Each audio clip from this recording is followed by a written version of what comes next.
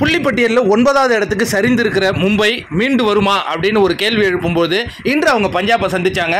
டாஸை win பண்ண சாம் கரன் என்ன பண்ணுறாருன்னா, நீங்கள் ஃபஸ்ட்டு பேட்டிங் ஆடுங்க அப்படின்னு அறிவிக்க அந்த இடத்துல வந்து ஹார்திக் பாண்டியா என்ன சொல்கிறாருன்னா, நாங்களும் ஃபஸ்ட்டு பேட் பண்ணத்தான் விருப்பப்பட்டோம் அப்படிங்கிற மாதிரி பேட்டிங் ஆடினாங்கங்க. ஆரம்பத்தில் இஷான் கிஷனுடைய விக்கெட்டை இழந்தாங்க.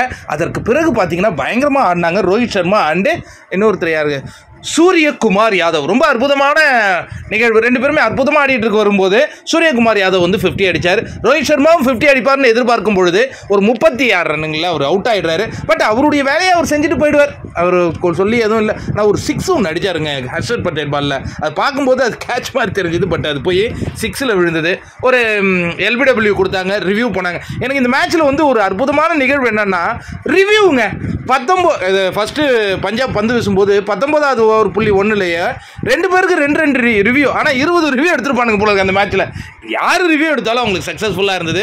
கடைசியாக திலக் வர்மா கொஞ்சம் ஒரு கேமியோ ஆடினார், டிம் டேவிட் ஆடினார். பெருசும் எதிர்பார்க்கப்பட்ட ஹார்திக் பாண்டியா இந்த மேட்ச்லையும் சோபிக்கலைங்க.